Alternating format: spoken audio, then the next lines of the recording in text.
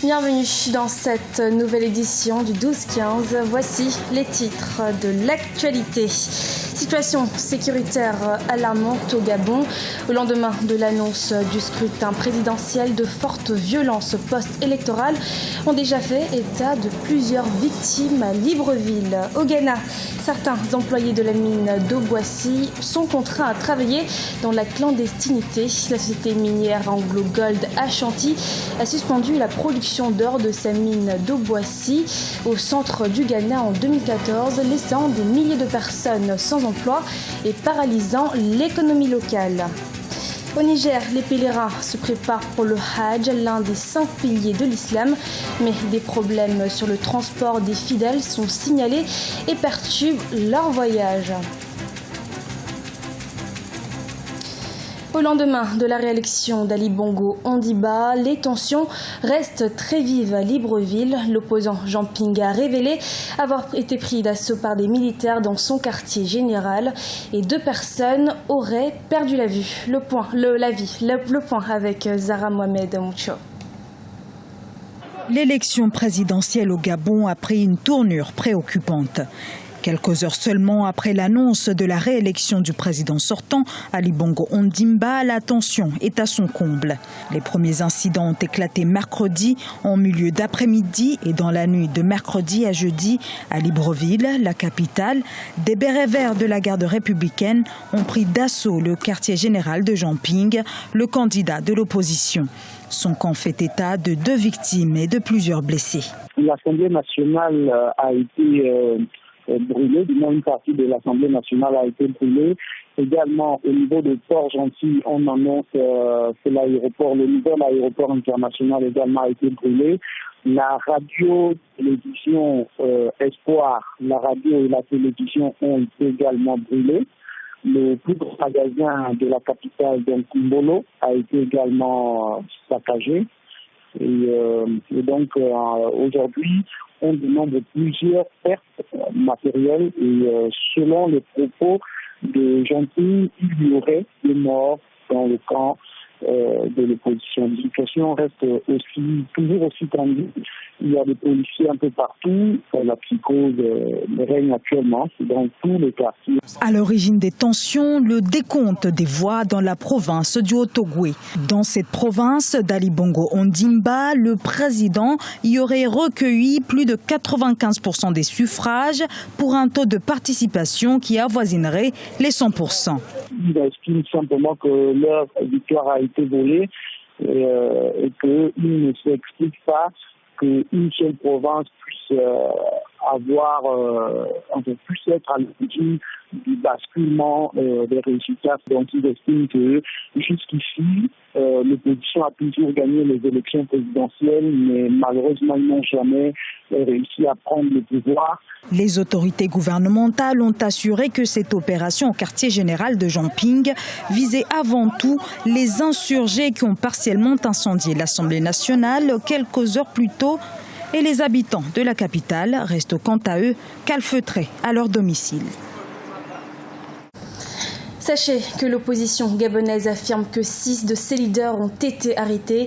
Il s'agirait notamment de René Ndemezo Obiang, directeur de campagne de Jean Ping, Paul-Marie Gondjou, commissaire de la commission électorale, et de sa femme, Zachary Miboto, président de l'Union nationale, Dijob Djivunji Dindeng, ex-vice-président du Gabon, et de Alexandre Barrault-Chambrier, président du Rassemblement Héritage et Modernité. Ces derniers auraient été arrêté vers 6h du matin au quartier général de campagne du candidat de l'opposition Jean Ping, selon les dires de François Andon Edou, vice-président du parti d'opposition d'Union nationale. Le chef du gouvernement libyen a promis d'en finir avec l'État islamique. Ce mercredi, Fayez al-Sarraj s'est rendu pour la première fois à Sirte depuis le début de l'offensive pour en déloger les djihadistes.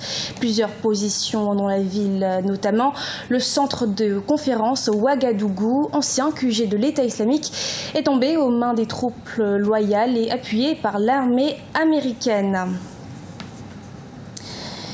La société minière AngloGold Ashanti a suspendu la production d'or de sa mine d'Obuasi au centre du Ghana en 2014.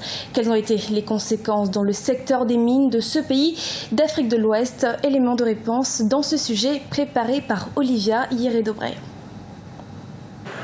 Des mineurs ghanéens entrent dans la clandestinité pour survivre à la fermeture de la mine d'Obuasi. En l'absence d'alternative, dans une région dévastée par la fermeture de la mine depuis 2014, des centaines de mineurs font régulièrement irruption sur le site, utilisant des explosifs et ce, en quête d'or. 10 000 cédis, soit $2600 par mois, c'est le montant que peuvent gagner ces mineurs par l'exploitation illégale de l'or extrait sur le site.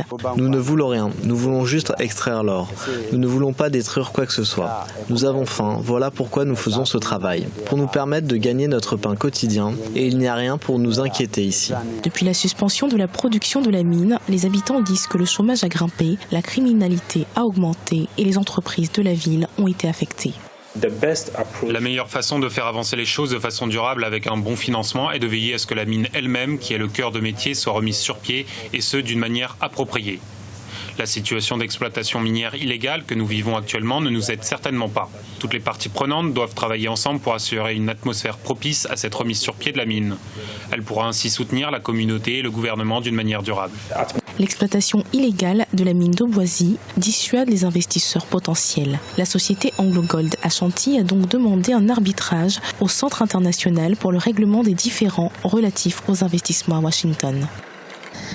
Le Niger n'en finit pas avec ses soucis d'organisation du Hajj. Cette année encore, les premiers vols qui devaient s'effectuer les 16 et 20 août dernier ont été reportés avant qu'ils ne reprennent 2 semaines plus tard. Les raisons des problèmes techniques au niveau des compagnies aériennes. Sedou Alizé Mokhtar, notre correspondant au Niger. Au Niger, les vols charters qui doivent transporter les pèlerins nigériens pour la Mecque ont enfin commencé ce 28 août 2016. Prévus pour démarrer le 16 août 2016, les vols ont été annulés et les pèlerins bloqués à Niamey. Selon les agences de pèlerinage, l'annulation des vols a engendré des frais supplémentaires. Les vols ont été annulés à la dernière minute à cause de certains problèmes au niveau des compagnies aériennes retenues pour le transport des pèlerins. Le véritable problème, c'est au niveau du transport. Même si vous avez payé à temps, même si vous avez eu vos visas à temps, si le transport n'est pas bien organisé, on rate. Et toujours, on rate le transport, puisque vous savez, Niger, nos compagnies n'ont pas des avions. On loue. C'est des prestations. Entre eux, les compagnies saoudiennes, entre eux et les compagnies de la sous-région. Selon les autorités en charge de l'organisation du Hajj au Niger, le retard accusé par les pèlerins nigériens cette année est dû à des raisons techniques. Au commissariat à l'organisation du Hajj et de la Umrah Koho, on rassure.